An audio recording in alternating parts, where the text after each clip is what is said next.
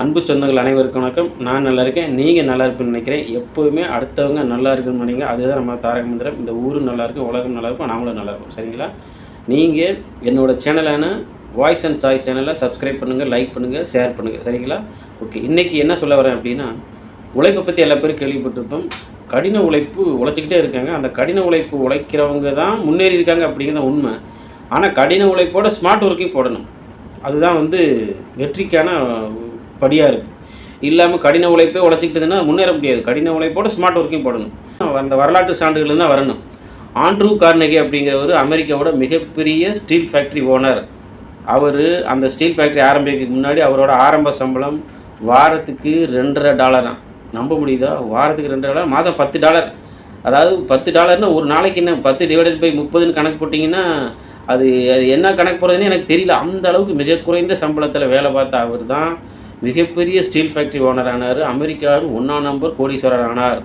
அமெரிக்காவில் வேறு நிறைய சொல்லலாம். உலக கோடீஸ்வரர்களும் அமெரிக்காவில் பிறந்துக்கிட்டு தான் இருக்காங்க. இப்போ வரைக்கும் அமெரிக்கா அது என்னன்னே தெரியல. ஒவ்வொரு கோடீஸ்வரர்கள் பூரா அமெரிக்காவுக்கு எழுதி வச்சுட்டாங்களா? இப்போ எலன் மஸ்க் அவர் அமெரிக்கா தான். ராக்ஃபெல்லர், அதாவது அண்ணன் விவேக் படத்துல எல்லாம் பார்த்தோம் அப்படின்னா அவர் சொல்லுவார், ஆமாம் இவர் பெரிய ராக்ஃபெல்லர் ஃபேமிலி அப்படிம்பார். ஒவ்வொரு காலகட்டத்திலேயே உலக கோடீஸ்வரர்களோட பெயர் பட்டியல் மாறிக்கிட்டே வரும். எனக்கு தெரிஞ்சப்பெல்லாம் புருனே சுல்தானை சொல்லுவாங்க. அவர் புருனே நாட்டோட அதிபர். அவர் மிகப்பெரிய கோடீஸ்வரராக இருந்திருக்கிறாரு. அதுக்கு பின்னாடி ஒவ்வொருத்தராக மாறி மாறி மாறி மாறி இப்போ எலன் மஸ்க் இருக்கார். நாளைக்கு யார் வருவான்னு தெரியாது. உலக பணக்காரர்கள் மாறலாம், வரலாம், போகலாம். ஆனால் இந்த கடின உழைப்பு உழைத்தவங்க எல்லாம் முன்னேறியிருக்காங்க அப்படிங்கிறது தான். அடுத்து ஹென்ரி ஃபோர்டோட ஆரம்ப சம்பளம் வாரத்துக்கு $2. அவருக்கு மாதம் $10 தான். சரிங்களா? அதே மாதிரி நம்ம தாமஸ் ஆல்வா எடிசனை பார்த்தீங்களா? தாமஸ் ஆல்வா எடிசன் ஸ்கூல்லேருந்து விரட்டி விடப்பட்டவர். ஸ்கூலில் படிக்கவே லாயக்கில்லைன்னு சொல்லி ஒரு லெட்டர் எழுதி கொடுத்து இதை கொண்டு அவங்க அம்மாட்ட கொடுத்துட்டாங்க. ஏன்னா அவர் படிக்க தெரியாது. அவர் படிக்க தெரிஞ்சால் அவர் இந்நேரம் தாமஸ் ஆல்வா எடிசனாக மாறி வராமல் இருந்திருக்கலாம். படிக்க தெரியாதனால கொண்டு அவங்க அம்மாட்ட கொடுத்து அவங்க அம்மா வாங்கி அப்படியே வச்சுக்கிட்டாங்க. ஆனால் அவர் தன்னோட கடின உழைப்பால் கிட்டத்தட்ட 1093 பேட்டன் ரைட்ஸ் வாங்கி வச்சுருக்காரு.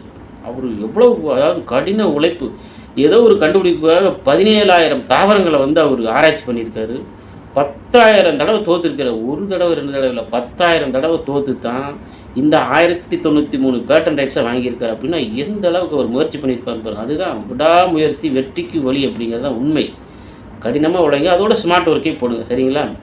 அதனால் என்றைக்குமே நம்ம உழைக்கிறதுக்கு மட்டும் அஞ்சவே கூடாது. இப்போ கடின உழைப்பெல்லாம் உழைச்சோம்னா முன்னேற முடியாதுங்கிற உண்மை தான். அதோட ஸ்மார்ட் ஒர்க்கையும் போடணும். அதுதான் உண்மை.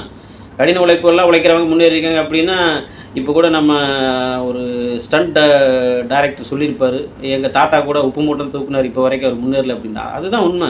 அது கடின உழைப்பு, உப்பு மூட்டை தூக்குறது கடின உழைப்பு தான், ஆட்டோ ஓட்ட கடின உழைப்பு தான். ஆனால் அதில் ஸ்மார்ட் ஒர்க் பண்ணணும். அதுதான் வெற்றிக்கு வழி அப்படிங்கிறத உண்மை. அதனால் கடின உழைப்பை கேவலமாலாம் சொல்லக்கூடாது. கடின உழைப்போடு நம்ம ஸ்மார்ட் ஒர்க்கையும் போட்டோம் அப்படின்னா நிச்சயமாக ஒரு நல்ல நிலைமைக்கு வருவோம்.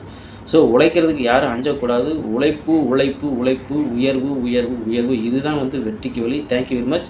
எப்பயும் போல் என்னோடய சேனலுக்கு ஆதரவு கொடுப்பீங்கன்னு நினைக்கிறேன். Thank you very much.